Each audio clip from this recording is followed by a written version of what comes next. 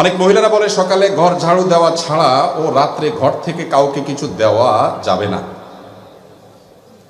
ও সকালে ঘর ঝাড়ু দেওয়া ছাড়া কাউকে দেওয়া যাবে না, রাতে ঘর থেকে কিছু দেওয়া যাবে না। কিছু হাদিস আছে, হাদিসটা হলো হাদিসুন নেসা। হাদিসুন নেসা বুঝেন? এগুলো আমাদের মা চাষিদের মধ্যে প্রচলিত আছে, কোরআন হাদিসে এগুলোর কোনো অস্তিত্ব।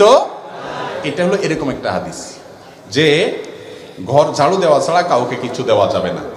এগুলোর পিছনে বিভিন্ন ভিন্ন ধর্মী মানুষদের বিশ্বাস আছে, কাজ করে। এরকম আরো অনেক কিছু আছে, কিছু জাল হাদিস আমি চিন্তা করছি এগুলো নিয়ে। এগুলো কেন বানাইছে, কারা বানাইছে? সৎ উদ্দেশ্যে কিছু জাল হাদিস বানাইছে। সৎ উদ্দেশ্যে জাল হাদিস বানাইলেও সেটা অসৎ কাজ, হারাম কাজ।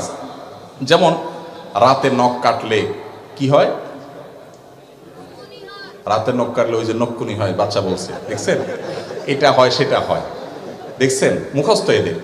আচ্ছা, রাতে নখ কাটলে কোরআন হাদিসে কোথাও নিষেধ নাই, আপনি রাতে কাটেন, দিনে কাটেন। এটা আমার মনে হয় কোনো সময় মুরব্বীরা চিন্তা করছে, পোলাপান রাতে নখ কাটতে গেলে অন্ধকারের মধ্যে, তখন হারিকানে মেমবাতিতে আপনার চেরাগের আলোতে, কি আর আলো থাকে, কাটতে গেলে হাত টাত কাটতে পারে। এই জন্য হয়তো পোলাপানের একটা হাদিস বানাই দিছে আর যে রাতে নখ কাটলে এটা হয়, যাতে দিনে কাটে।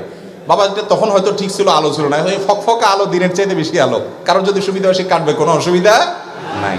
একইভাবে দেখবেন যে আপনার অনেকে বলে, হুজুর শুনছি বই খোলা রাখলে, পড়ার বই খোলা রাখলে শয়তান পড়ে ফেলে। তা আমি বলি, শয়তান পড়ে ফেললে ভালো তো, এটা মানুষ হয়ে গেলে তো ভালো। যদিও শয়তান পড়ে শয়তানই করবে।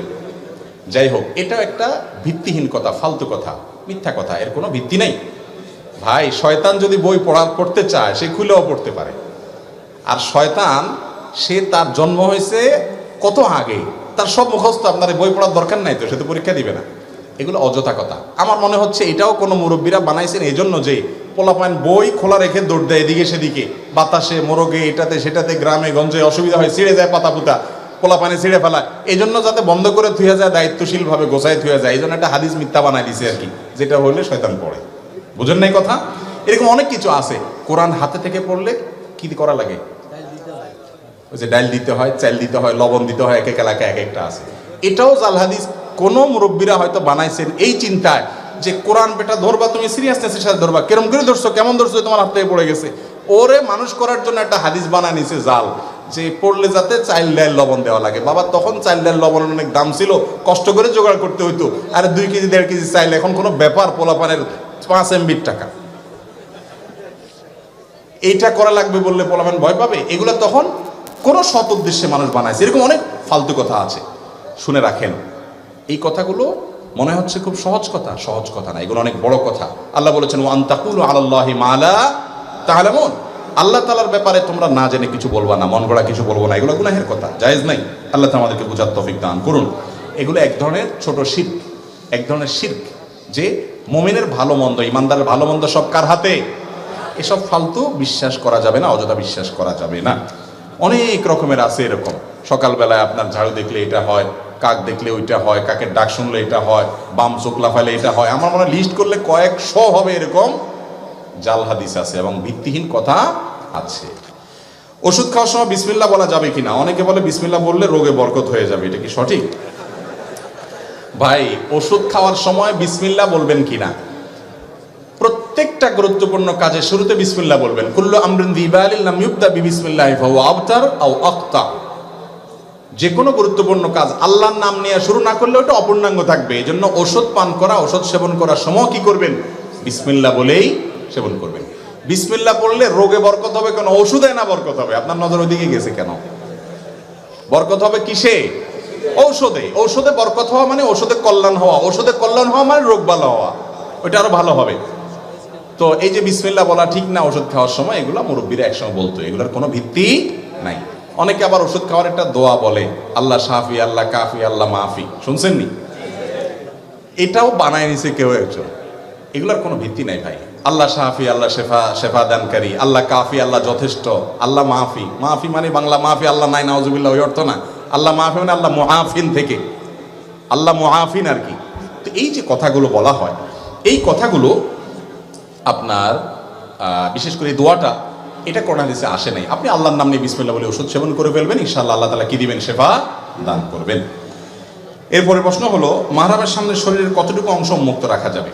মাহরামের সামনে একজন নারী মাহরাম পুরুষের সামনে, ধরেন শ্বশুরের সামনে, তারপর তার বাপ ভাইয়ের সামনে, যাদের সাথে দেখা দেওয়া জায়েজ আছে তাদের সামনে শালীন পোশাকে থাকবেন, মার্জিত পোশাকে থাকবেন।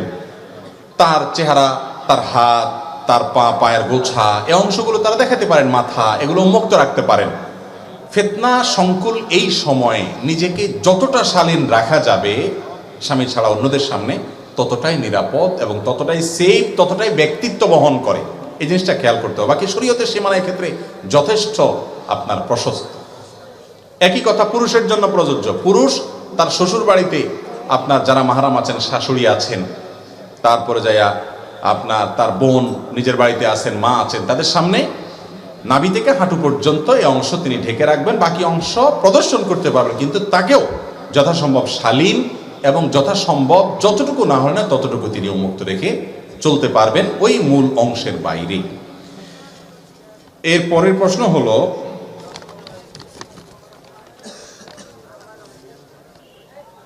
কারোর সাথে স্ত্রীর কথা ধরে মাতা পিতা ভাই বোনের সাথে সম্পর্ক ছিন্ন করা যাবে কিনা? কি বলেন, যাবে?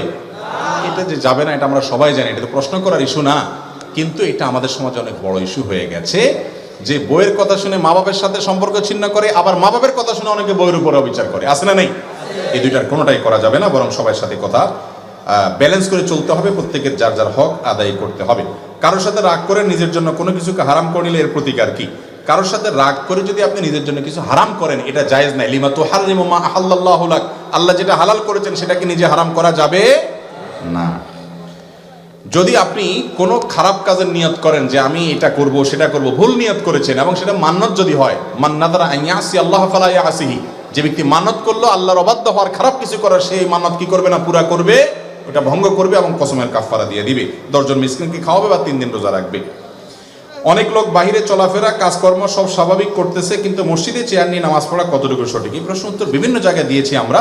যদি সে মাজুর হয়, একান্ত মাজুর হলে কি করতে পারবে? মসজিদে চেয়ারে বসে নামাজ পড়তে পারবে, দাঁড়ানো বা বসার। ভাই প্রশ্ন উত্তর শেষ করে দিব? তাহলে কেউ ঢুকতেছেন কেউ উঠতেছেন, ব্যাপার কি রে ভাই? জি। এরপর প্রশ্ন হলো, কোনো কারণে একটা রোজা মিস হলে কয়টা রোজা রাখতে হবে? একটা রোজা মিস হলে রোজা রাখতে হবে কয়টা ভাই?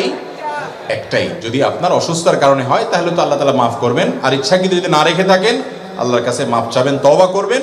আর কাজা হিসাবে কয়টা রাখতে হবে? একটার জন্য একটাই রাখতে হবে। আর এরপরে প্রশ্ন হলো, রাসূল সাল্লাল্লাহু আলাইহি সাল্লাম ছাড়া কোনো পীর বা ব্যক্তির নামে দরুদ পড়া যাবে কিনা? যেমন কোন দরবারে বিভিন্ন পীরের নামে দুরুদ আছে, আসসালাতু ওয়াসসালামু আলাইকা অমুক বলি। ভাই দুরুদের ক্ষেত্রে সারা বিশ্বের সমস্ত উলামা ইকরামে একমত, রাসূল করিম সাল্লাল্লাহু আলাইহি সাল্লাম ছাড়া অন্য কারোর জন্য সালাত সালাম এই সালাত শব্দ ব্যবহার করে দুরুদের যে ফরম্যাট, ওই ফরম্যাটে স্বতন্ত্র দুরুদ পাঠ করা যাবে না। এটা মাকরুহ, অপছন্দনীয়, এবং এটা দোয়া এবং সৎ উদ্দেশ্যে করলেও ভালো না। বরং কি করতে হবে? নবী করিম সাল্লাল্লাহু আলাইহি সাল্লামের সাথে দুরুদের অন্যদের নাম যুক্ত করে, যে তার প্রতি এবং তার পরিবারের প্রতি, অন্য মুসলমানদের প্রতি, অমুকের প্রতি অন্যদেরকে যুক্ত করা যাবে। এটা রাসূল আকরাম সাল্লাল্লাহু আলাইহি সাল্লামের শানের দিকে তাকিয়ে। এরপরে লম্বা অনেক প্রশ্ন, একটা প্রশ্ন নিচ্ছে এখান থেকে। মৃত ব্যক্তির পাশে কোরআন তেলাওয়াত এবং 4 দিন 40 করার বিধান কি? 40 বিধান শেষ হয়ে গেছে। মৃত ব্যক্তির সামনে কোরআন তেলাওয়াত, ভাই কোরআন তেলাওয়াত করতে হবে জীবিত ব্যক্তির সামনে, তাকে শোনানোর জন্য। যিনি মারা গেছেন তার সামনে তেলাওয়াত করলে তিনি শুনতে পাবেন। ওমা আনতা বিমুসমিইন মান ফিল কুবুর। আপনি মৃত ব্যক্তিকে যেহেতু শোনাতে পারবেন না, তাহলে এবার তার সামনে কোরআন তেলাওয়াত করার কোনো ফজিলত নাই। মৃত ব্যক্তি কেউ মারা গেলে তার চারপাশে, লাশের চারপাশে ঘিরে মানুষ কোরআন তেলাওয়াত করে, অনেক সময় হুজুর ভাড়া করে আনে কোরআন তেলাওয়াত করা হয়। এগুলো ইসলামের নির্দেশ না। আপনি নিজে তোর কোরআন তেলাওয়াত করেন, করার পরে এর সওয়াব মৃত ব্যক্তির জন্য আপনি সাদাকা দিতে, হাদিয়া দিতে পারেন কিনা, বকশিশ দিতে পারেন কিনা, অনেক উলামা ইকরাম বলেছেন পারে, এবং এর সপক্ষে অনেক দলিল আছে, অনেক লম্বা চড়া আলোচনা আছে। কিন্তু মৃত ব্যক্তিকে কোরআন শোনানো বা তার লাশকে ঘিরে কোরআন তেলাওয়াত করা, এটা মৃত ব্যক্তিকে বিদায়ের কোনো আমল না। অনেক মানুষ আছে টাকা হাওলাত দিতে চায় না, কিন্তু সুদে লাগায়। সুদের গুনাহ আযাব সম্পর্কে বলেন। আবার কেউ আছে হাওলাত নিলে ওই টাকা সহজে দিতে চায় না। খুব গুরুত্বপূর্ণ প্রশ্ন।